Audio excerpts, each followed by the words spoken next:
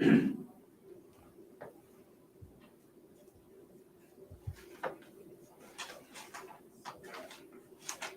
your summer going? Not bad so far. Going away? You taking any time off? We'll see. We're live now, so I'll just for those that are tuning in on Facebook, this is a new system we're trying today when it comes to live streaming. In addition to Facebook, we should be live streaming on Twitter and YouTube. Please bear with us. It's a new system. It might look slightly different, and we're hoping that it'll allow us to expand some of our capabilities in the future. And it's part of the process as the Winnipeg Police Service works towards increasing transparency, communication, and promoting some of our partnerships. So again, the live stream may look a little different. Please bear with us if there's any hiccups as we roll this new system out. All right, good morning. My name is Jay Murray. I'm a Public Information Officer with the Winnipeg Police Service. Have one matter to release on today. You need a copy of the release? Sorry. Oh, You're good. Sorry. We have one matter to release on today. It's an update, a public advisory on the Grandparent Scam. This scam is also known as the emergency scam. The Winnipeg Police Service has recently seen an increase in local grandparent scam reports, including 15 incidents over the past 6 days with about $100,000 in losses. The Financial Crimes Unit is investigating these incidents. The grandparent scam often involves an actor calling an elderly person and claiming to be a grandchild who is often in serious legal trouble and needs money immediately. The caller sometimes cries, and there's a sense of urgency and secrecy around the demands. In October 2021, the Winnipeg Police Service issued a cautionary media release in response to an increase in the grandparent scams that we were seeing targeting the elderly. This release is followed up in March of this year when it was discovered that the scam had escalated and evolved to the point where couriers or rideshare drivers were physically attending the victim's residence to collect funds rather than relying on an online transfer.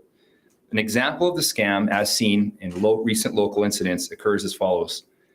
A caller will claim to be a nephew, a niece, or a grandchild, and sometimes will provide the first name of that person. They then claim to have been involved in an accident, such as a collision with a vehicle. They then claim to have been arrested and jailed. The phone is passed off to another actor who claims to be a lawyer and can come off as very professional. The victim is told that money is needed for bail. Otherwise, the family member will continue to be jailed. They're also told that a gag order has been put in place by a judge and that they cannot discuss the matter with anyone, including other family members or the bank. Instructions are given to the victim to inform the bank that the money will be used for something similar to house repairs. The victim is given a phone number to call, and the fraudster will call back soon after.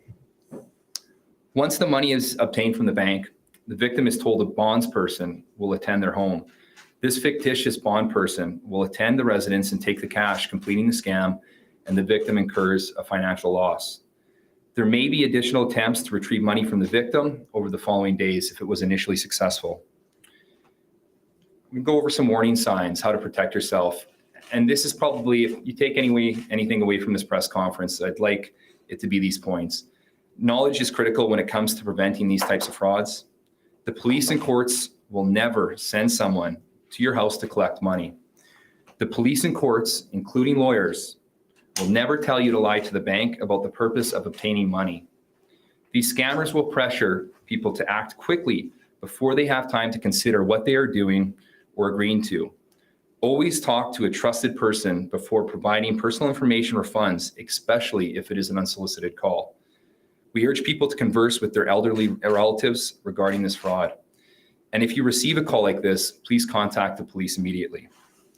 If you've been victimized by the grandparent scam, document all the information you can recall about the fraudulent transaction, such as receipts, copies of emails, text messages, or if there was a courier company involved. It is also crucial that you report the fraud. Doing so can help you possibly recover any loss, and it also helps protect the community from future frauds and scams. Information on how to report the grandparent scam can be found on our website. It'll be included as a link on our social media channels regarding this post, and I'm sure your favorite news sources will also carry that link potentially, or advice on how to report it. So that concludes my prepared statement on this. If there's any questions, I can answer them or talk a bit more about the scam in depth. Jay, I mean, a large number of incidents. I mean, I'm assuming we have more, in these past releases as well. I mean, how big do you police believe this is? I mean, is this a big operation or small? I mean, how many suspects are you looking at? Well, we believe that these frauds are being committed by organized groups. They're not fly-by-night operations. There's been a number of calls recently here in Winnipeg, so much so that our communication center has actually called down to our office to say, we're noticing a lot of calls about this. Our financial crime unit has also seen an increase. They're actively investigating these matters. And it's not just Winnipeg that's being impacted. This scam continues to grow in other jurisdictions across North America. How common is it, aside from this scam that you're talking about, where when people are being scammed, people would be going to someone's house to collect the money rather than just relying on it being sent, for example? Yeah, it's an interesting escalation of the scam. So previously in October, when we first released on this incident, this type of scam, typically the actor would try to get the money transferred through an online method or a digital method, or it would involve prepaid gift cards. That's typically how we see a lot of these scams unfold. But what was interesting, right around March, we started to see an escalation to the point where physical couriers were going to the house to pick up that money. And it's probably just an evolution of the scam.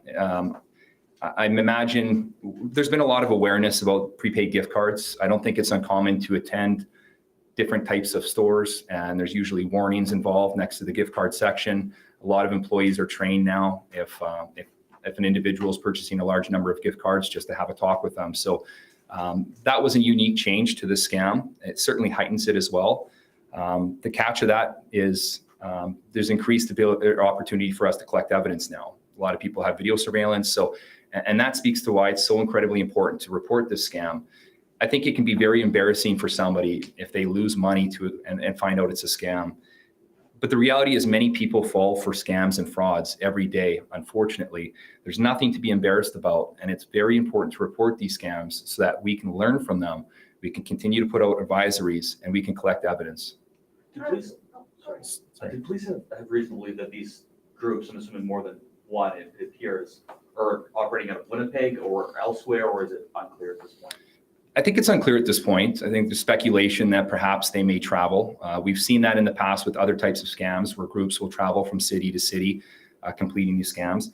I don't think we can rule out that there's likely a local component to this as well. It remains to be seen. But again, our financial crimes unit is hard at work on these investigations, and we may have more to share in the future. You touched on the video surveillance in that previous answer. Did any of these 15 incidents in the past 6 days, did anyone have video surveillance? So were you guys able to get any kind of video of who the suspects might be? Yeah, I haven't been privy to that level of the investigation, so I can't comment. Video surveillance is often crucial in almost every type of investigation these days. So it's likely an avenue that our investigators are pursuing. Doorbell cameras are quite common now. So anyone approaching a house will likely be caught on some form of camera, whether it's the direct house or a nearby one. So, but again, it just emphasizes the importance of reporting the scam. The more information we have, it gives us a better opportunity to catch the people that are responsible for this. In broad strokes, what does this kind of investigation look like from financial crimes? Yeah, I think the first difficulty is getting the individual to report it. I think that we expect that there's a number of these frauds that have been unreported for a number of reasons. Again, I think it can be very embarrassing once somebody realizes that they've fallen for a scam. From that point, our investigators will meet with the victim, see about the opportunity to collect any evidence, and move forward that way. Typically, these actors that are committing these scams it's not a one-off. They're organized groups that are committing a number of them, both locally and probably nationally to a certain extent. And then the reality is the more often they commit the scam and the more often we can collect evidence, the better opportunity we have to identify these individuals and take them into custody. For these 15 incidents over the past 6 days, is this $100,000 in losses just linked to these 15 incidents? That's correct. So how much are they asking for per family? Does it range? Yeah, I think it's dependent on the scammer and the level of cooperation they get from the individual. So I don't think it's any secret that some of our loved senior ones or elderly ones, often there's a lot of life savings involved with some families. So there can be a substantial amount of money that's exchanged. The scammer likely will just feel out how the conversation's going. If they feel they'll be successful, they may tend to ask for more. Another component of this is we've seen if there's that initial successful scam, they may call back and again, try to either commit a similar scam or build off the existing scam. Bail's been raised or has risen and they need more money or something to that extent. So it's kind of, would you say it's ranging from hundreds to thousands? Yeah, I think it's very dynamic. Are these numbers coming from local, like are they getting local calls or like who's calling, do you know, like is there a block number? I think it can be, my understanding is it can be various different styles and numbers. We've all, I think every single one of us in this room have likely received a call from the CRA scammers where they've faked their number. Usually that call in those scams will come from the same first 3 digits of your phone number. And then when you call it back, if you do, you get somebody who's unsuspecting who says they haven't called. So that's definitely an avenue that they can take to try, or they can also fake their number to look like something more professional or a business oriented, like a 945 number, 986 number. We've seen that in the past as well. So I don't think there's a common denominator when it comes from the source of the calls or what the number will appear as. I think you have to just keep your guard up. Again, some of those warning signs, we'll never send anyone to your house to collect money. We'll never tell you to lie to the bank about the purposes of obtaining that money. And there's numerous other tips. I think one of the reasons for holding this press conference is our elderly can be some of our most vulnerable in society. It's important to have these conversations. So whether it's your parents, your grandparents, if this is somebody close to you that's an elderly person that may not be directly family, please have this conversation with them. I think a large portion of the public that will probably skim over this release thinking that it can't happen to them. The reality is it can. And once it's happened, it's often too late to try to recover that money. We'll try every effort to get it back, but it can be incredibly tough to get that money back. And it can be incredibly painful for those elderly individuals that suffer the loss, substantial loss. So no arrest at this point on this specific scam. Yeah, I don't think we're in a position to talk about how the investigation has unfolded. It is important to emphasize that they are actively investigating this matter. And I mean, given what we know about this, I mean, do police believe there's a good chance of more victims here? Absolutely. We're also hoping the purpose of this press conference is maybe to bring people forward. Again, it can be very embarrassing for individuals who recognize that they've been the victim of a scam. It's important to have that dialogue with your family, that this has happened, and report this to police. That gives us every opportunity to try get that money back and build a case. And so this example, I mean, obviously, I'm assuming they kind of vary to a degree, but in broad strokes, is this generally what these scams look like? Yeah. So sometimes the scenarios can include needing bail money because they've been arrested. That's kind of a common denominator here. But it can be the result of a car accident, trouble returning from a foreign company, anything you can think of. The scams take advantage of the fear that a loved one could be hurt or in trouble. And the scammers often claim to be somebody you know and that they need money immediately.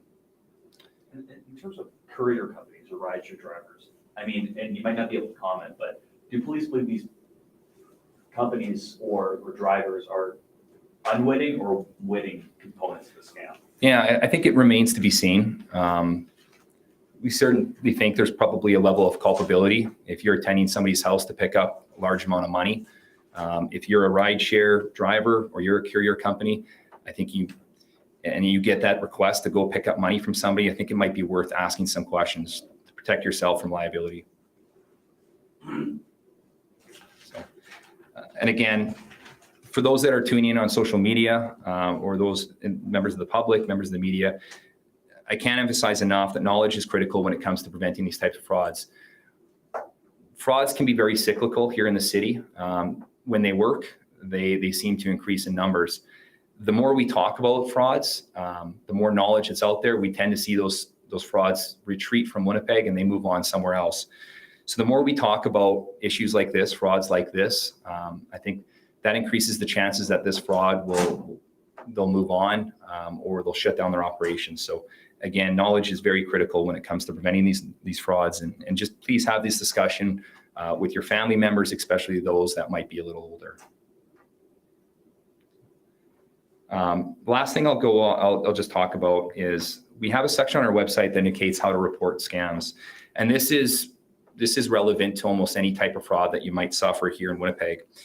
If you've not suffered a financial loss, please report. There's no need to contact the Winnipeg Police Service necessarily. We ask that you contact the Canadian Anti-Fraud Centre. The Canadian Anti-Fraud Centre is a national body. They monitor scams across the country. And the reality is most frauds that occur happen nationally or even outside of jurisdiction of Canada. So they're in the best position to probably get a better overall grasp on trends and to assist with investigations. If you've suffered a financial loss and the value is less than $25,000, you can submit your report online to us. If you've suffered a financial loss and the value is over $25,000, we ask that you call our non-emergency line at 204-986-6222 to make a report. And if you're a victim of identity theft at all, we ask that you submit your report online. So I just hope that helps maybe incentivize individuals who have been victims to make that report. Again, it's very important that you do so. Any other questions? Do you know how and where they're getting the information, like the names of the? That's a great question. Social media is likely an avenue. I mean, the reality is we share a lot of information online. Facebook accounts can be, privacy permissions on Facebook accounts can sometimes be inadvertently left a little lax. There's a lot of information you can find out about somebody if you get a phone number or even a name. So, and that's one thing that we've seen typically in half the situations, the scammer will present a first name, and that tends to add credibility when the call's made. And again, they use these pressure tactics to try and get the person to submit to providing that money before they really have a chance to assess what's happened or even make a call. So yeah, that's one thing. I'm glad you asked that question because there's a wealth of information on the internet, unfortunately, that can tell us a lot about people, and unfortunately, scammers take advantage of that. So, all right, thank you very much. Thanks, Jake.